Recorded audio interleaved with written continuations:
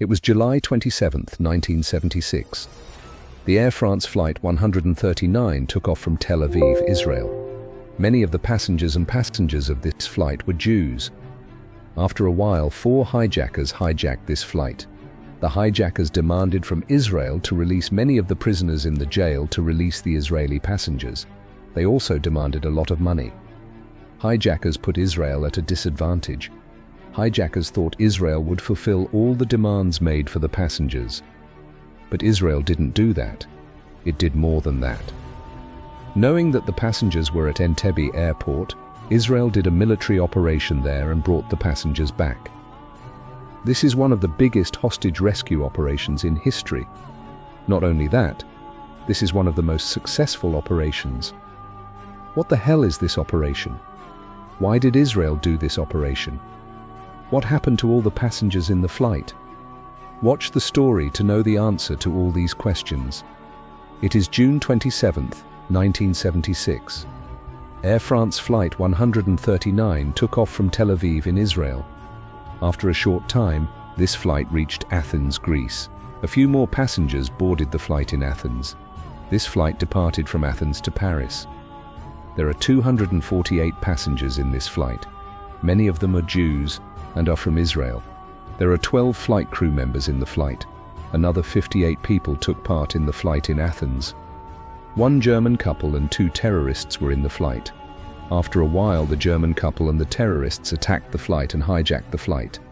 According to the hijackers, the flight was diverted to Libya instead of Paris. This flight landed in Benghazi airport in Libya. This airport has 7 hours flight. Hijackers started negotiations with Israel from here, but these negotiations didn't work. After 7 hours, flight refueled in Benghazi airport and took off again. Hijackers landed in Uganda, saying that any country that lands a flight near Israel will be under Israeli military operation. At that time, Ugandan President Idi Amin supported hijackers. With this hijackers, they took the passengers to Uganda's Entebbe airport. As soon as they landed at the Entebbe airport, the passengers saw the soldiers of Uganda and thought that the soldiers had come to save them. But after that, the soldiers of Uganda came to save the hijackers, and the passengers were shocked. The passengers were arrested at the Entebbe airport by the hijackers. Immediately, the hijackers revealed their demands to the international media. That is, $50 lakh in cash and 53 terrorists should be released. These 53 people are in jails in various countries. Not only that, they are the most wanted prisoners of those countries.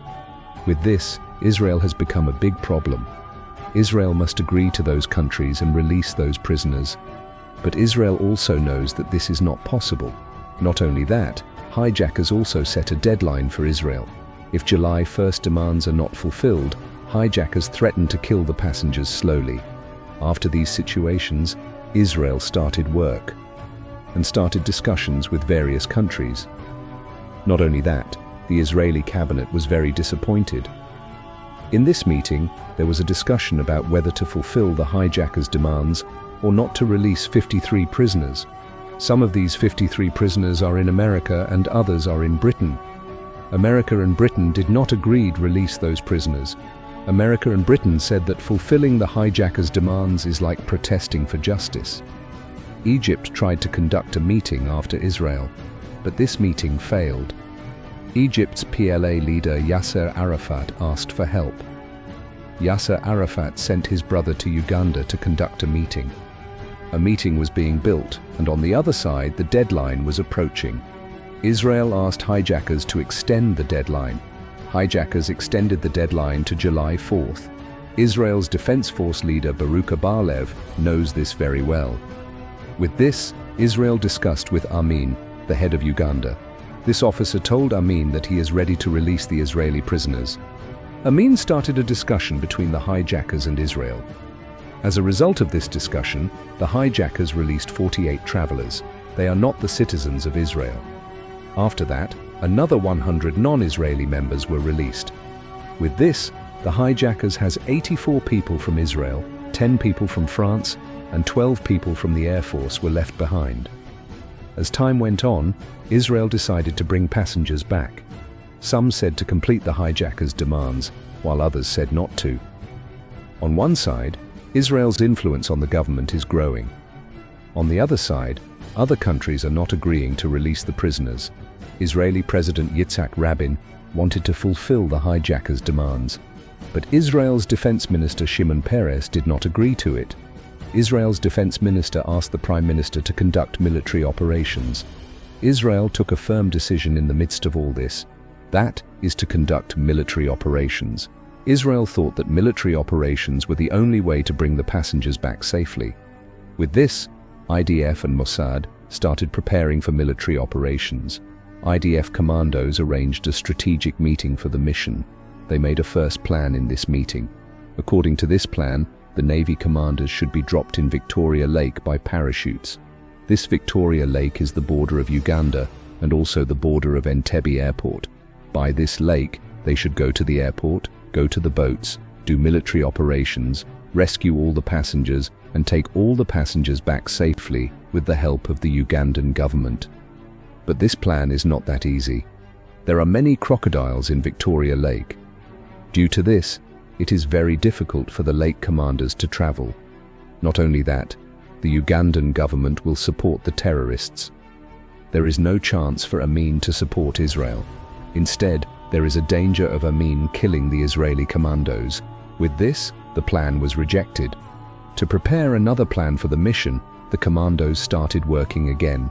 Two things are very important for Israel to succeed in this mission. First, we need more intelligence information about the Entebbe airport. Also, we need a help from an East African country, because Israel has to go very far to operate the military. After traveling so far, they have to refuel the flights to return. For this, Israel needs the help of another African country. This help came to Israel from Kenya. Some of the Jews in Kenya forced the president of Kenya to support Israel. With this, Kenya agreed to help Israel. With this, a problem was solved. There is another problem left, that is information. For this, Mossad came into play. Some Mossad agents crossed the border of Kenya. They got a lot of information about the Entebbe airport. Some other agents went to Paris and told the passengers about the airport and how many hijackers were there and where they arrested the passengers. They sent all this information to the IDF. The terminal that arrested the passengers was built by a leading company in Israel a few years ago. With this, the company made such a model and gave it to Israel. According to this information, Israel planned the operation. But even though a OT has been happening outside, the hijackers and Idi Amin do not know. Finally, Israel confirmed a plan. This plan is very risky, but very simple. 4 C-130 planes will depart from Israel. These planes will directly refuel in Kenya, go to Uganda, complete the operation, and return to Israel. These 4 planes will have 100 IDF commandos. They will divide into groups and complete their work. The main group takes the passengers back from the end of the terrorists. While the operation is going on, another group goes to the airport to clear the runways. There are 29 commandos in the main group. This group is led by Lieutenant Colonel Jonathan Netanyahu. He is the brother of Prime Minister Benjamin. IDF is the one who handed over the job to whom. Then Israel got another good news. The president of Uganda, Idi Amin, went on a visit to another country. Israel wanted to take advantage of this. Israel wanted to complete the operation before Amin returned to Uganda. Israel started the operation a few hours before the deadline for the hijack on July 3, 1970. This operation is called Operation Thunderbolt. 4 C-130 planes departed from Israel. Flights departed over the Red Sea. No country knows about Israel's operation. No country has taken permission from Israel. With this, the Israel flights did not get stuck to the radar of other countries and went very low. Along with these C-130 aircraft, there are also 2 Boeing 707 aircraft. One of these is a medical flight. This flight is for the treatment of passengers and injured soldiers. The next flight is a command control flight. This flight is to control the entire operation. This control aircraft will watch the entire operation around the airport. After a few hours of departure, these flights reached Kenya. After reaching Kenya, they refueled the flights. After refueling, the medical flight stayed in Kenya. The remaining 5 planes left for Uganda. After a few minutes, these flights reached Entebbe airport. As soon as the flights landed, Israel used black Mercedes and Land Rover cars to convince the security and the army of Uganda that Amin had arrived.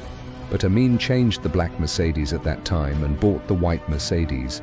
A security officer who knew this stopped the car, but the commanders in that car called him. Immediately, the commanders got out of the 4 planes and started the work given to them. The main group went to the terminal. The other group set up a defensive layer around the airport. The other group cleared everything on the runway. Israel threw the Ugandan army in defense with a single blow. The operation started in the main group terminal. A commander who belonged to this group, in a big mic, shouted in Hebrew, "Everyone sit down." This language can be used for Israel passengers who are imprisoned. With this, Israel's passengers sat down. With this, the commandos shot the terrorists and hijackers. After that, the commandos brought the passengers into the flight. At that time, the Ugandan army also began to attack. Commandos and the Ugandan army died in the fire in the late night. But the remaining commandos also shot the Ugandan army, brought the passengers into the flight, brought the Jonathan body into the flight and came to Israel. This operation was completed in 53 minutes. It took only 30 minutes to kill the hijackers and save the passengers. At that time, all the passengers in this operation did not survive. 3 passengers died in the operation. After this operation, the Ugandan President Idi Amin came to know about this. Amin killed all the people of Kenya in Uganda because Kenya supported Israel. In the meantime, 250 innocent people of Kenya died. Israel was unable to stop this situation in front of Kenya. Even then, this operation was one of the most successful military operations in history. So that's the story. Let's meet again with an informative video. If you are watching this video, please comment.